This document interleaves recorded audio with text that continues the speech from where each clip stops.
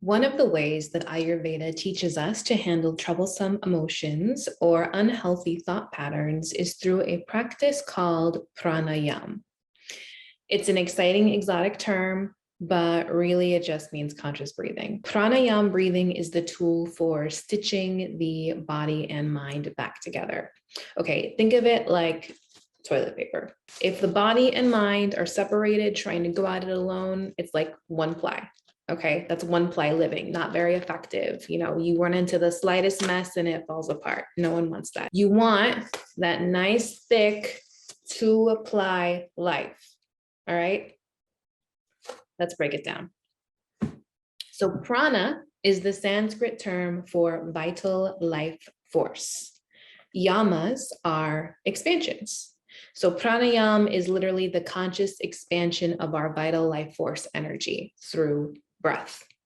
If you gravitate to a more spiritual approach to wellness, prana is the universal energy that pervades all things and is responsible for animating physical matter like our bodies, the animals, plants. It radiates from the sun and circulates through everything, the trees, the waters, the earth. All cycles of life are imbued with and governed by prana. If all that sounds a little too hippy dippy, woo woo, esoteric, airy fairy for you, you know, even the most pragmatic right brain atheist knows that humans need oxygen. Okay, the stress response when we switch into fight or flight constricts our oxygen intake.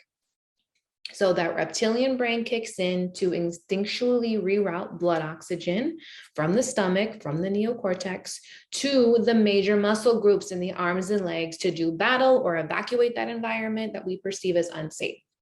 This leaves us with an abundance of acidic cortisol and adrenaline that accumulates into inflammation and mood swings. So to undo that damage, conscious breathing is the key.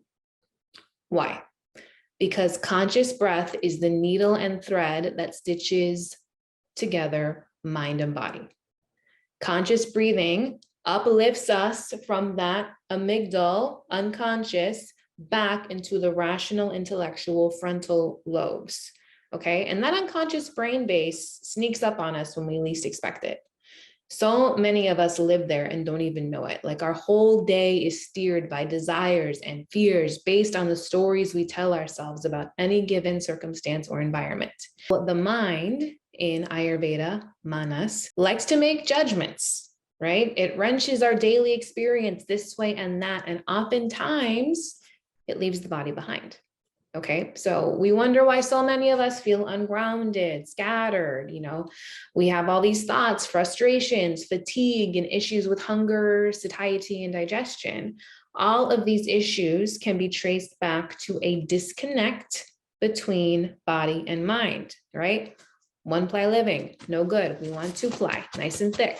Because at the end of the day, both of these parts of us, body and mind, want the same thing: balance, harmony, productivity, and peace. They can be like a dysfunctional domestic partnership at times, but really, they're both working the best they can, wacky as it may seem, to get us to the same goal: living to our fullest potential and radiating in our purpose in order to be our most productive and effective selves. There's a famous African proverb that you may be familiar with that says, if you want to go fast, go alone. If you want to go far, go together. This could not be more true of the relationship between mind and body. Think about it. Every check the mind writes, the body has to cash. Okay. So craving junk food, procrastination, revenge, dreading certain conversations, playing that whole woe is me theme, you know, and that was just me this morning. Anyone else relate? So every check the mind writes, the body has to cash. Mind says, I want potato chips and Frappuccino milkshakes. The body gets dehydrated from the salt and saddled with the excess calories, the caffeine overdose, the indigestion. No bueno. Mind says, gosh, I really hate that guy. What an a-hole, you know, the nerve of him to blah, blah, blah, blah. The body pays the price by releasing that cortisol and adrenaline, stress hormones, adrenal fatigue, acidity, the heart races, muscles tense up to the point of chronic aches and pains. The mind starts writing to-do lists in bed. So the body does not get to rest and reset how it needs to to regenerate and function properly, right? Examples abound. So how do we do this? I'm going to show you 2 time-tested techniques that you can practice either preventatively as a yoga or meditation practice to build up your stress response tolerance, right? So you don't fly off the handle at the slightest signal of upset. Or you can use these as an in case of emergency, break glass. Get out of there, find a private space, toilet stall, alleyway, closet in your car. Just get out and breathe, okay? I promise you'll go from a hot defensive agitation to cool, calm clarity, from fight or flight to rest and digest, so that you can digest not only the food in the guts and the bowels to fuel our bodies, but you can effectively digest the situation that you initially regarded as stressful. Allow me to explain. Technique 1 is called coherence breathing. So the healing benefits of coherence breathing is obviously decreased anxiety and depression, improves your sleep, strengthens your immune function, reduces inflammation, increases resilience, all those beautiful things that we want. So to receive the full benefits, we advise you practice mindfully and then relax and sit quietly for a few moments before slowly resuming activity. Coherence breathing is practiced by sitting comfortably in a chair or on the floor. You can keep your eyes open or close them if you need a little break. Place the hands on the belly if that feels comfortable, and this will allow you to feel the belly moving out on the inhale and in on the exhale. So we relax the belly to let the breathing be effortless, not holding any tension right now. Inhale, letting the belly expand into the hands for a count of 4. Then exhale, letting the belly gently draw in to a count of 5. Another 3 or 4 rounds, and you're golden. Technique number 2, Ujjayi breaths. Now, this is one of my favorites. So we constrict the back of the throat, and it actually sends vibrations down that vagus nerve that can help reset our whole system. Ujjayi translates to victorious breath. Who doesn't want that? It is a gentle and rhythmic breath that produces a pleasant, soothing sound similar to ocean waves. It calms and cools the mind, releases feelings of irritation or frustration, mildly warms and energizes the body from the core, creates a stabilizing influence on the cardiorespiratory system. To receive the full benefits, we advise you practice for 5 to 10 full rounds each day, gently, smoothly, and mindfully. So if you've ever been to a yoga class, this is the standard fallback breathing technique that they recommend you practice and maintain during your yoga flow. What you want to do is sit comfortably with a straight spine. And I'm okay doing this standing up as long as you have, an even weight distribution. Your knees are bent gently over the toes. As long as you have like a solid horse stance and you're not compressing in the spine, you should be okay to do this standing up also. With the mouth gently closed, we take an inhalation through the nose that is slightly deeper than normal. We gently constrict the muscles at the back of the throat and exhale through the nose. This should produce an exaggerated sound similar to the waves of the ocean.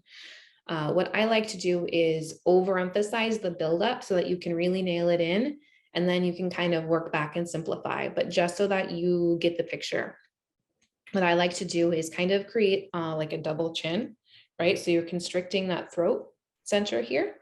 And then we are visualizing a straw, like your standard up and down straw, like a Slurpee straw from 7-Eleven or your Starbucks straw. And we're going to breathe slowly and deeply through that constricted windpipe. Okay, you're going to hear a sound like this.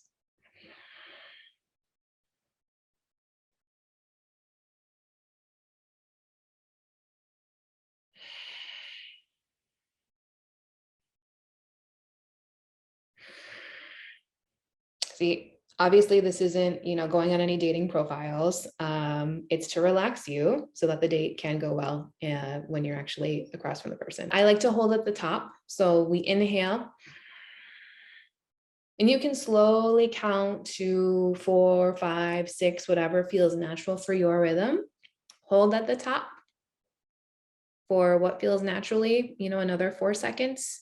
And then we slowly exhale and drop it down, right? And you can visualize anything that can help you unwind while you're doing this. You can visualize the waves of the ocean cresting and breaking.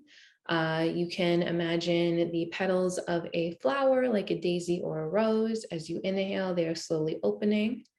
And as you exhale, those petals are closing, furling back in.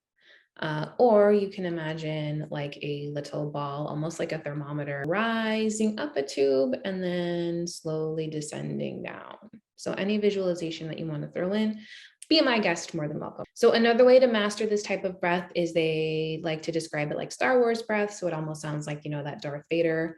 Or the common visual is to breathe like you're fogging up a mirror. Whichever technique you choose, be confident. In a world where everyone wants immediate solutions, there is a way to solve your momentary emotional and physical tension that is both instantly effective and free of charge. It will not cost you a cent. It is that elusive trifecta of good, fast, and cheap. And its name is pranayama. Breathing steadies the nervous system, it settles the body chemistry, and it soothes the emotional uproar. What it does require is some dedicated focus, and that's where that ego mind is going to give you some grief, right? So that little voice pops up. This is stupid. I don't have time. This will never work. This lousy video lady doesn't know what she's talking about. She held up toilet paper. My goodness. Do the breathing anyway. You have nothing to lose and everything to gain, and we all deserve that two-ply life. Namaste.